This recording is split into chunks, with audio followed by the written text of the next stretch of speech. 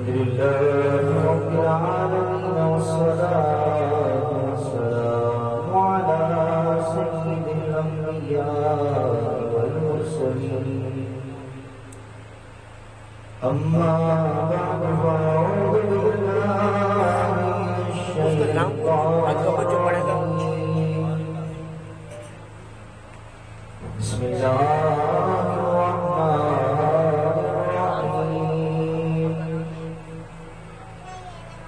إذ يقول لصاحبه لا تحزن إن الله معنا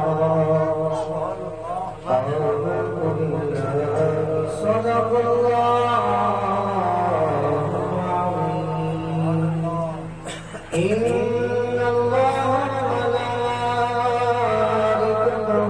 يصلون يا أيها الذين آمنوا صلوا عليه وسلموا تسليما الصلاة والسلام عليك يا رسول الله الصلاة والسلام عليك يا حبيب الله الصلاة والسلام عليك يا نبي الله وعلى آلك وصحابك يا نور الله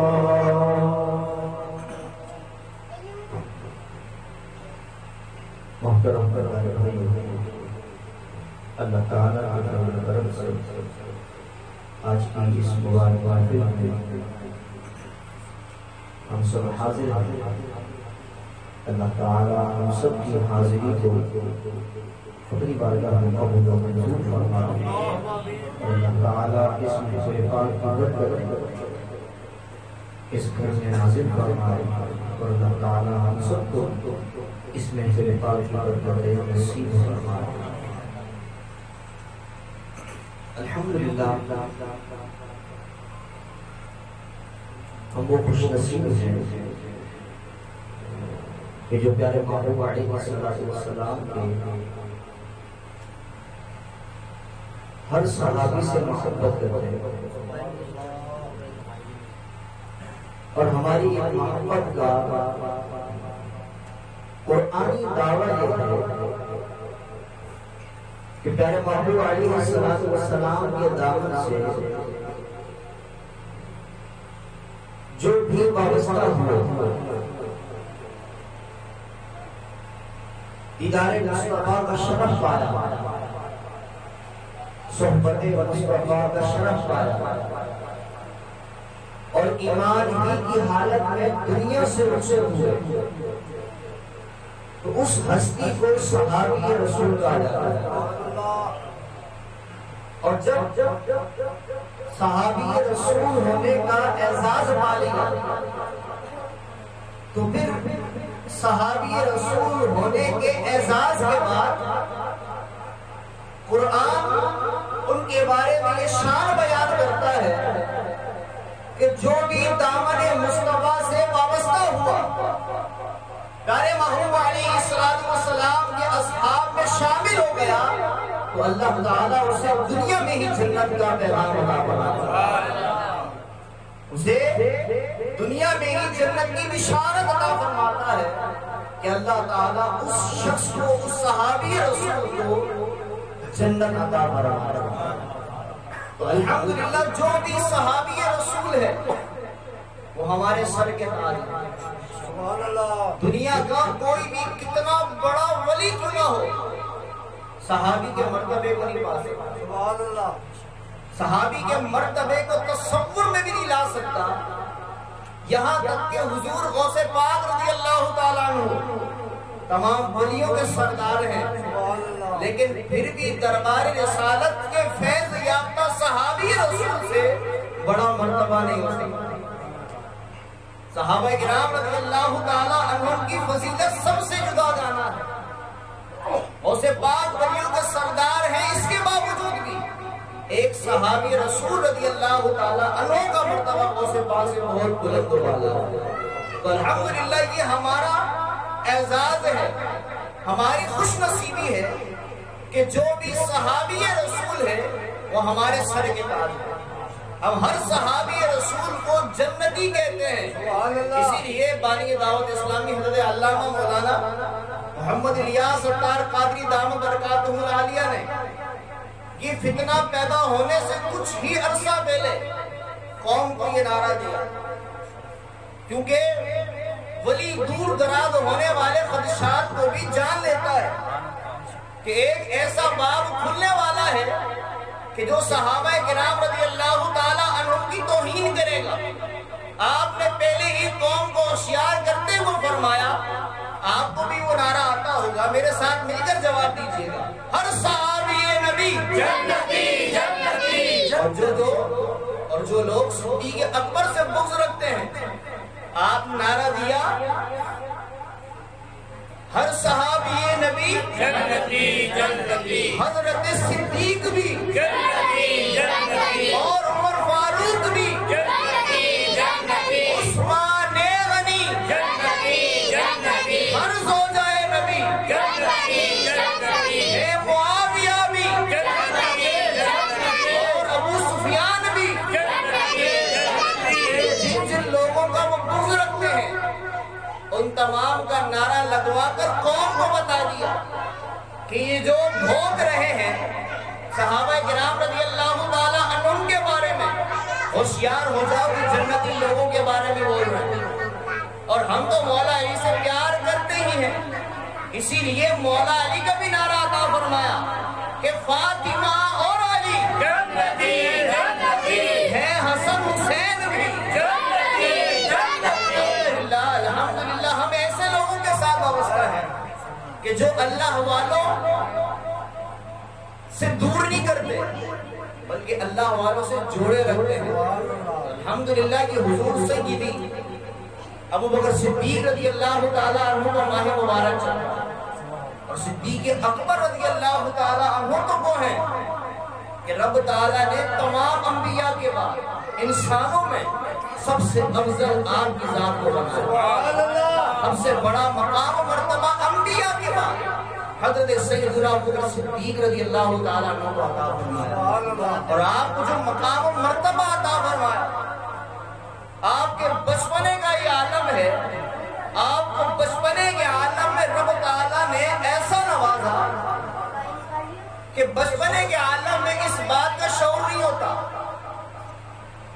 کہ میرا خدا کون ہے، میں کس کی عبادت کروں کس کی عبادت نہ کروں.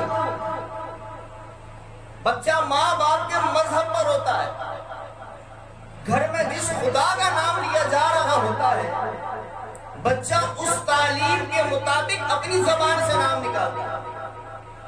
اگر گھر میں بھگوان بھگوان ہو رہا ہوگا تو بچہ بھی اپنی زبان سے بھگوان ہی نکالے گا. اگر گھر میں غوث پاک کا نام بلایا جا رہا ہوگا تو بچے کی زبان سے بھی غوث پاک کا نام نکلے گا. جب گھر میں یا رسول اللہ کی صدائیں بلند ہو رہی ہوں گی تو بچے کی زبان سے بھی یا رسول اللہ کا نام نکلے گا. جب گھر سے اللہ اللہ کی صدائیں بلند ہو رہی ہوں گی تو بچے کی زبان سے بھی اللہ کا نام سب سے پہلے جاری ہوگا. تو صدیق اکبر رضی اللہ تعالیٰ عنہ کی شان یہ ہے کہ آپ کے والد ان کے بت کی پوجا کرتے تھے، تو اپنے معمول کے مطابق آپ صدیق اکبر رضی اللہ تعالیٰ عنہ کو بچپنے کے عالم میں لے کر جاتے ہیں، بت خانے لے کر جاتے ہیں، اور آپ کے والد بتاتے ہیں کہ بیٹے یہ تیرا خدا ہے، یہ تیرا خدا ہے، اس کی عبادت کر، اس کے آگے سجدہ کر. صدیق اکبر رضی اللہ تعالیٰ عنہ پر رب تعالیٰ کا کرم دیکھیے.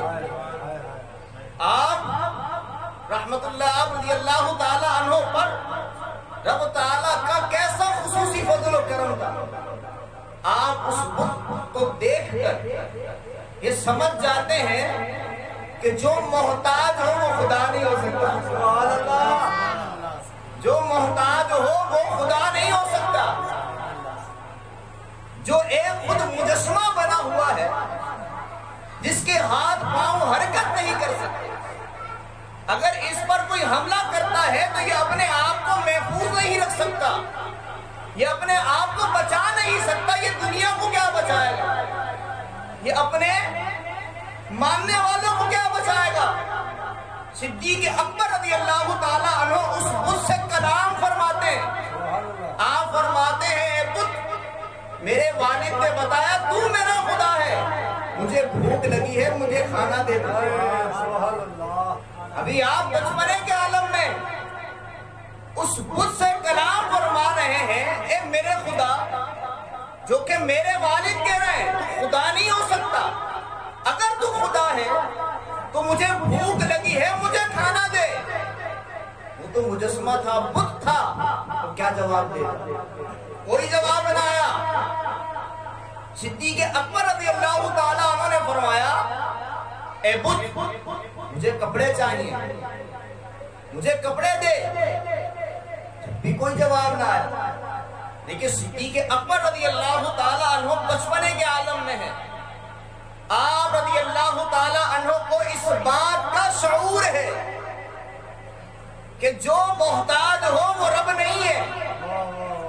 لیکن ہماری سمجھ کو آج کے دور کی اگر ہم بات کریں، بڑے بڑے سمجھدار مسلمان کہلانے والے جب صحیح عاملین کے پاس، صحیح باباؤں کے پاس جو رب تعالیٰ کے نام کے تعویذ دے دے کر مسئلوں کو حل کرنے کی کوششیں کر رہے ہوتے ہیں، اگر ان کے تعویذ سے کام نہ چل رہا ہو، مشکل حل نہ ہو رہی ہو، پریشانی دور نہ ہو رہی ہو، تو ہندوؤں کے پاس پہنچ جاتے ہیں، پنڈتوں کے پاس پہنچ جاتے ہیں، غیر مسلم عاملین کے پاس پہنچ جاتے ہیں. اب اس بات کا کیا شعور نہیں ہے کہ مسلمان بابا اگر تعویذ دیتا ہے تو رب تعالیٰ کا نام لکھ کر دیتا ہے، رب تعالیٰ کا نام لکھ کر دیتا ہے تو وہ میرا خدا ہے. میرے خدا کے نام کا مجھے تعویذ ملے گا تو میرے ایمان پر کوئی فرق نہیں پڑے گا، میں مسلمان ہی رہوں گا کیونکہ میرے رب کے نام کا تعویذ دیا جا رہا ہے.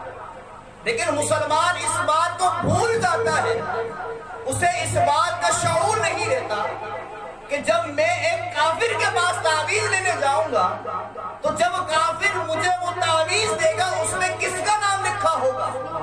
مسلمان نے اپنے رب کے نام کا تعویذ دیا، تو جو کافر تعویذ دے گا وہ اپنے رب کا تعویذ دے گا. تو مسلمان کا یہ کیسا نظریہ ہے، کیسا عقیدہ ہے کہ ایک کافر اور خدا کے دشمن کا تعویذ اپنے گلے میں ڈال رہا ہے اور پھر بھی اپنے آپ کو مسلمان کہے. غیر خدا کا تعویذ گلے میں ڈال کر یہ سمجھتا ہے کہ میری مشکلیں دور ہو جائیں گی، بلکہ مشکلیں دور نہیں ہوگی، بلکہ سب سے بڑی مشکل کا توق اپنے گلے میں ڈال دیا. خدا نہ خواستہ یہ ایک کفریہ تعویذ ہم نے گلے میں پہنا، اپنے گھر میں لٹکایا، اگر اسی وقت موت کا فرشتہ آ گیا تو ساری دنیا میں کی ہوئی نیکیاں برباد ہو جائیں گی. اگر حج بھی کیا تھا حج بھی برباد ہو گیا، جتنا صدقہ و خیرات کیا تھا منہ پر مار دیا جائے گا. نام اللہ کا لیا اور مدد کافر سے چاہی، مدد خدا کے دشمنوں سے چاہی، تو ساری عبادت منہ پر مار دی جائے گی. تو رب تعالیٰ کی پناہ مانگیے. اگر صحیح العقیدہ سنی مسلمانوں کے پاس آپ کا کام ہو جاتا ہے تو اللہ کا شکر ادا کیجیے. اگر کام نہیں ہوتا، کوئی بھی بابا ایسا ہو وہ یہ نہیں کہتا کہ میں شفا دوں گا، کوئی ڈاکٹر ایسا نہیں ہے وہ کہتا ہو کہ میں شفا دوں گا. بابا ہو یا ڈاکٹر ہو وہ کہتا ہے ہم کوشش کریں گے. آسانی کرنے والی ذات رب تعالیٰ کی ہے، شفا دینے والی ذات رب تعالیٰ کی ہے.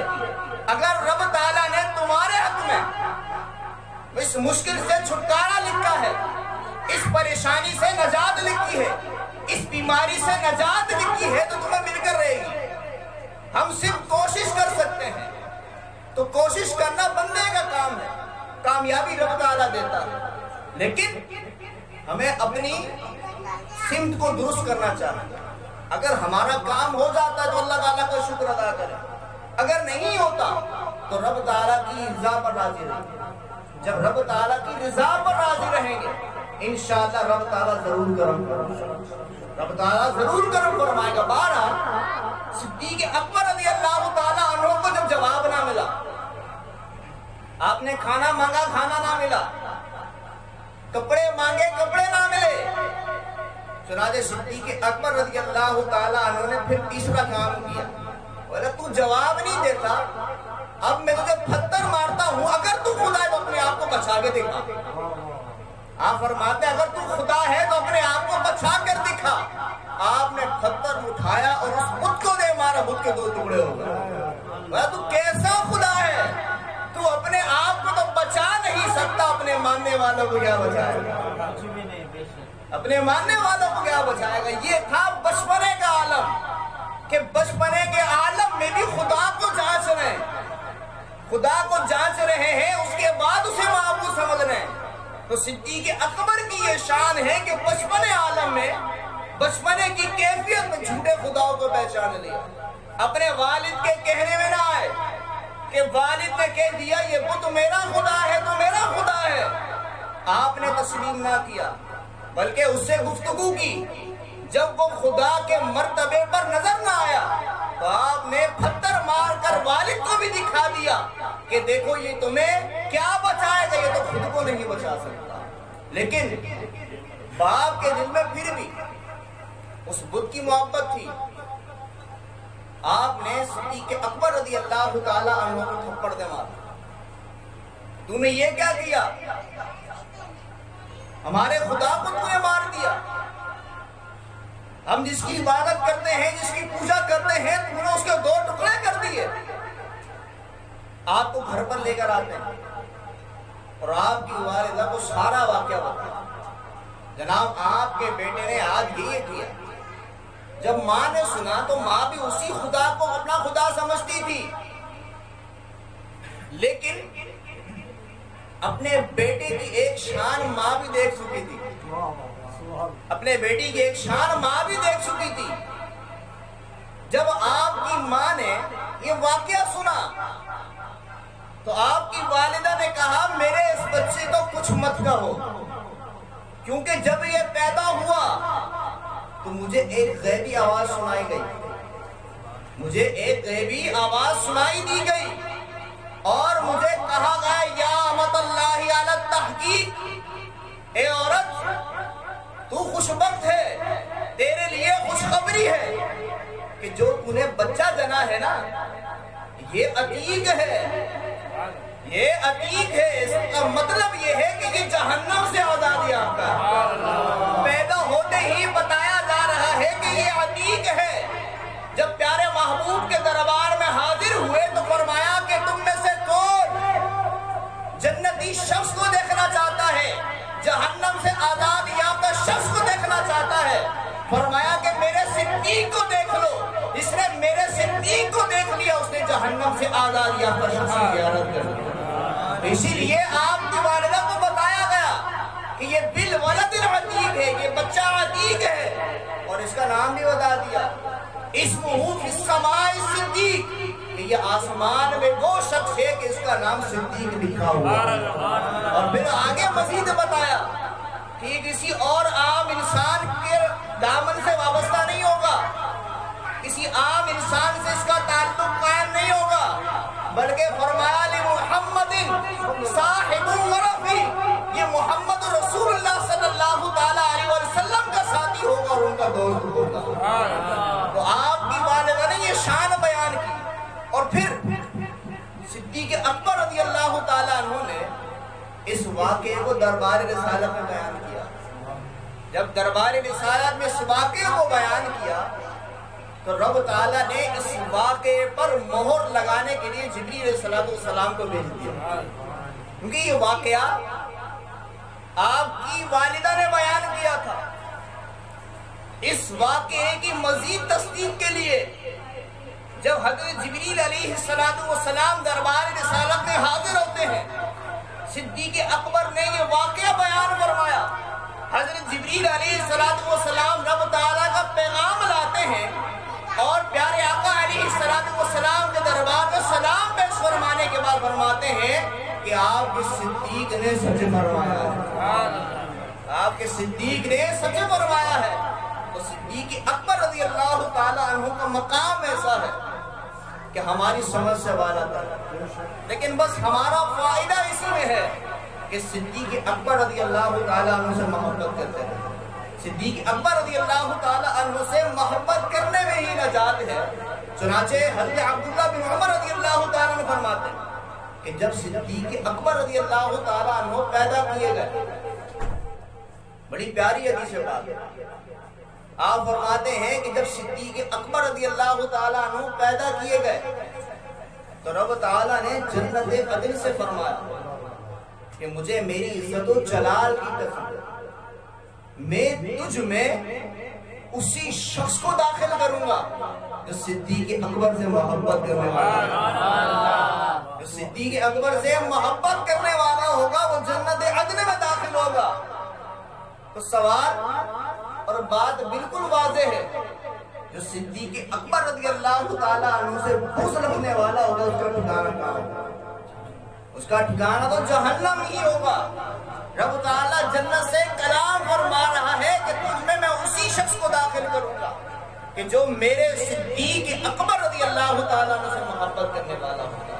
وہ اللہ تعالیٰ ہمیں صدیق اکبر رضی اللہ تعالیٰ عنہ سچی محبت نصیب فرمائے۔ صدیق اکبر رضی اللہ تعالیٰ عنہ نے پیارے محبوب علیہ السلام کے قدموں پر اپنا سب کچھ قربان کر دیا۔ تو ہمیں بھی چاہیے کہ پیارے محبوب علیہ السلام کی محبت ہمارے دل میں ہے، پیارے محبوب علیہ السلام کے اصحاب کی محبت ہمارے دل میں ہے۔ تو اصحابہ کرام رضی اللہ تعالیٰ عنہم نے جس طرح تعلیم رسول کو فوقیت دی، تعلیم رسول پر عمل کر کے آنکھوں کے تارے بن گئے، تو ہمیں بھی چاہیے کہ پیارے محبوب علیہ السلام کی تعلیم پر عمل کریں تاکہ پیارے محبوب علیہ السلام کے دربار میں ہمیں بھی کچھ مقام مل جائے، پیارے محبوب علیہ السلام کے قدموں میں ہمیں بھی جگہ نصیب ہو جائے، پیارے محبوب علیہ السلام کے عاشقوں میں ہمارا بھی نام آ جائے۔ کیونکہ جو پیارے محبوب علیہ السلام پر درود پڑھنے والا ہے اس کی تو حاضری دربار رسالت میں لگتی رہتی ہے، اس کی حاضری لگتی رہتی ہے، اور جو پیارے محبوب علیہ السلام کی آنکھوں کو ٹھنڈک پہنچاتا ہے، مغرب نماز پڑھتا رہتا ہے، پیارے محبوب علیہ السلام کی آنکھوں کو ٹھنڈک پہنچتی رہتی ہے۔ دربار رسالت میں درود پڑھنے والوں کی حاضری کس عظیم و شان طریقے سے لگتی ہے کہ پیارے محبوب علیہ السلام کے دربار میں فرشتہ مقرر ہے، اس کا کام ہی یہی ہے۔ دنیا کے کسی بھی کونے میں کوئی بھی شخص پیارے محبوب صلی اللہ تعالیٰ علیہ وسلم پر درود پڑھتا ہے، اس کا نام بھی پیش ہو جاتا ہے، اس کے والد کا نام بھی پیش ہو جاتا ہے۔ عرض کرتا ہے یا رسول اللہ فلاں بن فلاں نے آپ کی بارگاہ میں درود پاک کا نذرانہ پیش کیا ہے، تو درود بھی پڑھتے رہیے، نمازیں بھی پڑھتے رہیے، پیارے محبوب علیہ السلام کی محبت میں زندگی گزارتے رہیے۔ اسی محبت کو گزار کر جب دنیا سے جائیں گے تو انشاءاللہ قبر کے اندر بھی ہمارا استقبال ہوگا۔ اللہ تعالیٰ ہمیں توفیق عطا فرمائے۔ نعرہ تکبیر!